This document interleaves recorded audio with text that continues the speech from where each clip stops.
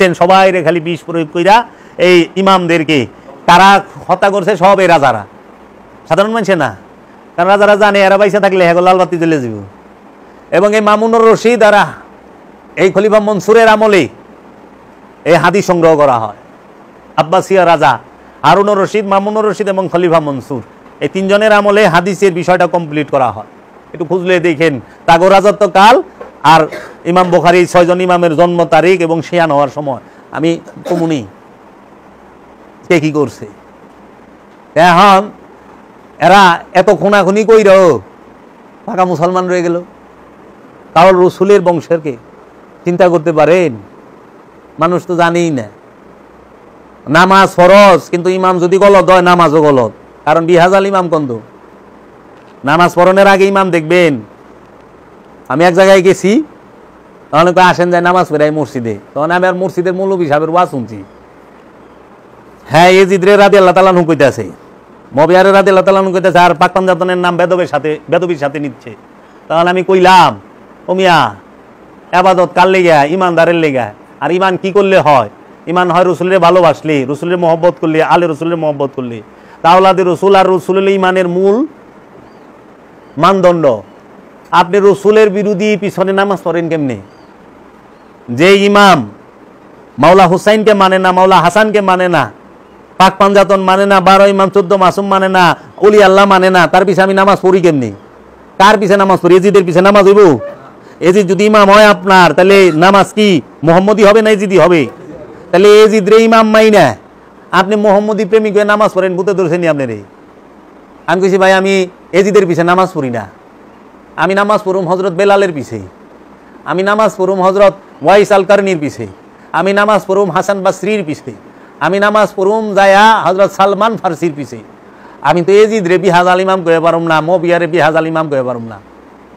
আমিরুল মুমিনিন মাওলা আলী কারামাল্লাহু ওয়াজহু, একমাত্র মুমিনদের আমির হচ্ছে মাওলা আলী, আর কোন আমির নাই। আমিরুল মুমিনিন মাওলা আলী কারামাল্লাহু ওয়াজহু, মুমিনদের আমির একজনই, সে হলো মাওলা আলী। ওলিদের ওলি একজনই মাওলা আলী, রসুলদের রসুল একজনই মাওলা মুহাম্মদ সাল্লাল্লাহু আলাইহি ওয়াসাল্লাম, নবীদের নবী একজনই মহানবী মুহাম্মদ সাল্লাল্লাহু আলাইহি ওয়াসাল্লাম। কাজেই এজিদের পিছে নামাজ পড়লে ফল হইব জিরো, বদলতে কি হইব? যে গিনা আছিল গিনাও মাইনাস হয়ে যাব। আইন আছে না, জরিমানা হইব না এজিদের পিছে খারাইলে? মানে এজিদে তো মাওলা মাইনা থইছে। আপনি দেখেন গাই এজিদ খারাই রয়েছে আপনার সামনে, এই জন্য নামাজ পড়ার আগে চিন্তা করবেন ইমাম কি রকম। ইমাম যে হেনে যাইব আপনারও কইলে হেনে যাওয়া লাগবো, কারণ আপনি কইছেন ইত্তাদাইতু বিহাজাল ইমাম। ইমাম এমন জিনিস যে ইমামের স্থানে যখন খারাইবেন, আমার বাবা মসজিদের ইমামতি করছে, আমি আমার বাবার পিছনে নামাজ পড়ছি, নিয়তে কইয়া পারি নাই যে ইত্তাদাইতু বিহাজাল আব্বা, কিন্তু হাকিকতে তো ঠিকই সে আমার আব্বা। আব্বা না মাওলানা কাজী আফসারউদ্দিন আমার আব্বা না, কিন্তু এর পিছে যখন আমি ভবানীপুর মসজিদে নামাজ পড়াইতে দাঁড়াইছি, সাকুল্লার মসজিদে নামাজ পড়াইতে দাঁড়াইছি, আমি কইতে পারি নাই বিহাজাল আব্বা। কি রে? হ্যাঁ ইমামের ওইখানে গেছে গা, ওখানে আব্বার সম্পর্ক নাই, কাটাপ আব্বা বাইতে, মুসাল্লার মধ্যে আব্বা নাই। ইমাম আমার বড় চাচা আমার আব্বার পিছে নামাজে খারাইছে, কইয়া পারে নাই বিহাজাল ছোট ভাই, পারে নাই তো, কারণ ইমামে খারাইছে ভাই সম্পর্ক বাদ। আমার নানায় খারাইছে আমার বাপের পিছে নামাজ পড়বার লেগে, কতবার কয়ে পারছে নি বিহাজাল মেয়ের জামাই নাই? আসলে তো মেয়ের জামাই সত্য, নানায় মুসল্লি, বাবাই আমার বাবা জামাই ইমাম। আমার মামুরা খারাইছে, সমুন্দিও খারাইছে, শালায় খারাইছে, খারাই জামাই তো কয়ে পারে না বিহাজাল বইনের জামাই, বিহাজাল দুল্লা ভাই কয়ে পারছে না, বিহাজাল ইমাম কইছে। ইমাম যে হেনে যাইব, মুসল্লিরও হেনে যাওয়া লাগবো। অন ইমাম যদি এজিদ হয়, এজিদ কই যাইব? কারবালায়। এজিদ কি করবো? মাওলা হুসাইনের কল্লা কাটবো। আপনি কি করবেন? তার সমর্থন দিবেন? তার লগে তোর আল্লাহ খারাইবেন? জীবনও না। এর লেগে এজিদের পিছে নামাজ পড়বেন না, এজিদের অনুসারীর পিছে নামাজ পড়বেন না, মুয়াবিয়ার প্রেমিক যারা তাগো পিছে নামাজ পড়বেন না। হাসতে হাসতে জাহান্নামে যামু। তো এই এজিদ মুয়াবিয়ার গোষ্ঠীর লগে সম্পর্ক রাখুন না, এজিদ মুয়াবিয়ার গোষ্ঠীর লগে বিয়ার সাথে সম্পর্ক করবেন না, সারা জীবন বিয়া ছাড়া থাকবেন। তাই হারামি গুলোকে যাবেন না, কুল্লু হারামি আল্লাহ কাবির হারামি, জীবনও না, কোনো প্রয়োজন নাই। বিয়া না করে থাকবেন, তাও হাবি এজিদি এগুলোকে না, কারণ সময়ের থেকে জীবনের মূল্য বেশি, জীবনের থেকে ইমানের মূল্য বেশি। জীবন বড় না ইমান বড়? ইমান বড়। তো যে আর রসুলের উপর ইমান নাই, রসুলের যে মানে না, রসুলের সম্মান করতে গেলে, ইজ্জত করতে গেলে ও বেদাত আর জায়েজ খুঁজে, দাঁত আর বেদাত খুঁজে, তে হের পিছে যাইবেন বুঝি আপনি নামাজ পড়বার? নামাজ দেয় কি হইব? চরিত্র সংশোধন হইব। নামাজ দেয় কি হইব? কলব পবিত্র হইব। নামাজ দেয় কি হইব? ইমানদার হইবেন। অনে ইমানের যে ইমান হের উপরেই তো বিশ্বাস নাই।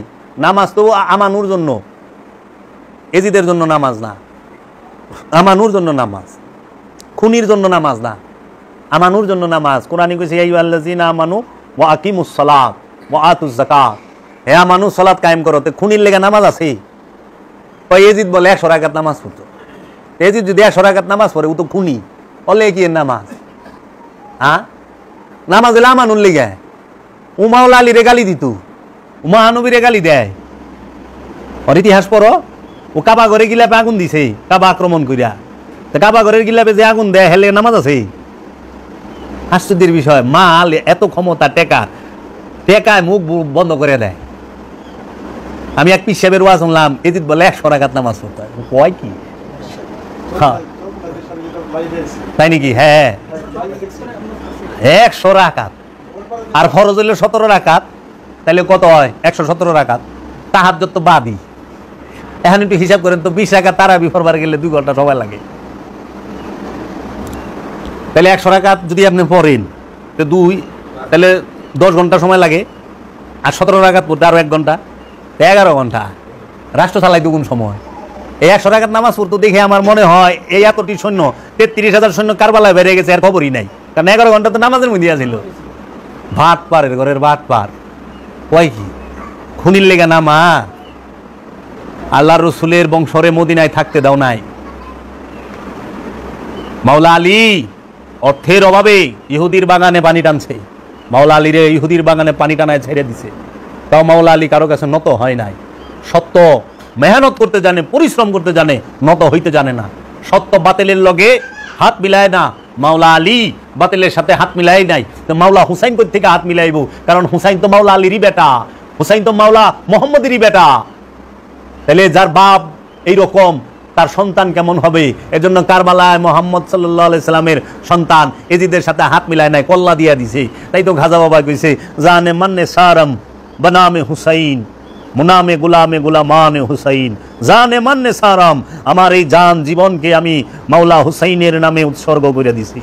জানে মান্নে সারাম বনামে হুসাইন, মুনামে গুলামে গুলামানে হুসাইন। শুধু ইমাম হুসাইনের নামে না, ইমাম হুসাইন আলাইহিস সালাতু ওয়াস সালামের গোলামের গোলাম যিনি, তার নামেও আমি খাজা বাবার এই জীবন উৎসর্গ। শাহ হাসতে হুসাইন, শাহ মানে বাদশাহ, রাজা, রাজা শাহ হাসতে হুসাইন, বাদশাহ হাসতে হুসাইন, রাজার রাজা ইমাম হুসাইন, দিন হাসতে হুসাইন, দিনই একমাত্র ইমাম হুসাইন, স্বভাব দিনে পানা হাসতে হুসাইন, স্বভাবের সাহায্যকারী ইমাম হুসাইন। সরদাত মাথা দিছে, নাদাত দেয় নাই। দস্ত মানে হাত, দস্তে ইয়াজিদ, দস্তে মানে হাতে ইয়াজিদ, এজিদের মাথা দিছে, হাত দেয় নাই এজিদের হাতে। হে মাওলা হুসাইন, মাথা লয়ে যা, হাত পাবি না। কারণ হাতের বায়াত হয়, মাথার বায়াত হয় না। মাথা দেওয়া বায়াত হয় না, হাত দেওয়া বায়াত হয়। এজন্য আওলাদে রসুল কোনোদিন গোলামের কাছে বায়াত হইতে পারে না। মাওলা হুসাইন আওলাদে রসুল, এজিদ হইল পিশাচের সন্তান, পিশাচের জন্ম, না নমরুদ্দার গোষ্ঠী, একদম ডাইনির নাতি। ডাইনি যে নাকি মানুষের কাছে কলিজা চাবায় খায়, হিন্দা, তার নাতি। ওই রক্ত আবু সুফিয়ানের রক্ত। এই পিশাচের হাতে যাইব পবিত্র হাত মিলাইবার, মাথা খারাপ, কল্লা দিয়া দিছে, লয়ে যা, হাত পাবি না। এর লেগা সবার সাথে হাত মিলান যাইব না, হাসতে হাসতে জীবন দিমু, হাত মিলামু না। এটা হুসাইনি। কারণ অহনে বাচ্চে বাবার কয় বছর বাঁচুম, এই মুহূর্তে চলে যেতে পারি, আল্লাহ রসুলের মহব্বতে বাঁচুম। এটা অহংকার না, এটা প্রেম, এটা প্রেম। এজিদের সাথে থাকনের থেকে, এজিদের সাথে আঙ্গুর বেতা না খাওয়ানের থেকে মাওলা হুসাইনের লগে বইয়া না খায় থাকুন ভালো। মাওলা হুসাইনের লগে পানি পান না করে থাকুন ভালো। এজিদের লগে শরবত না খায়া, এজিদ মধু দিয়া পানি মিলাইয়া খাইতু, আর মাওলা হুসাইন পানি ছাড়া পিপাসিত হইয়া কারবালায় রইছে, ওখানে ভালো। তাও আফসোস নাই। আর ওরা এত কিছু বুক কইরা ও আফসোস শেষ হয় না। এজন্য হুসাইনি হাসানি হবেন, মাওলা আলীর শাহাদাত দিবস, এই দিবসকে এই সমাজের মুখে বলতে হবে। মাওলা আলী প্রেমিকেরা এই মাসে অত খুশি হয় না। জগতে এমন কোন ওলি আছে যে পাক পাঞ্জাতন ভালোবাসে নাই? যেমন এমন কোন ওলি আছে যে পাক পাঞ্জাতনকে ভালোবাসে নাই?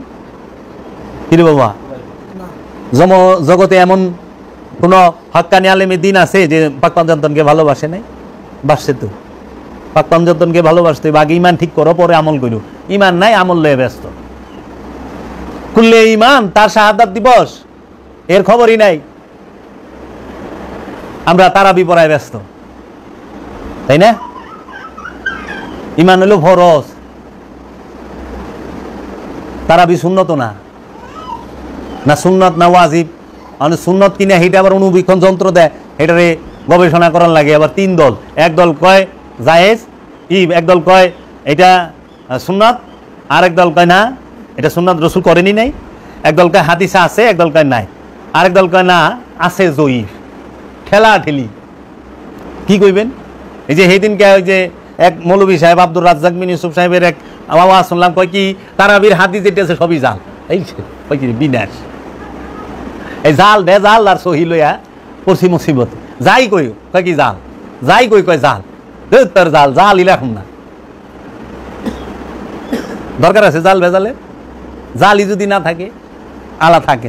কোরআন কি কইছে সেটা মানো। কোরআন বলছে রসুলের আওলাদকে ভালোবাসতে, রসুলকে ভালোবাসতে।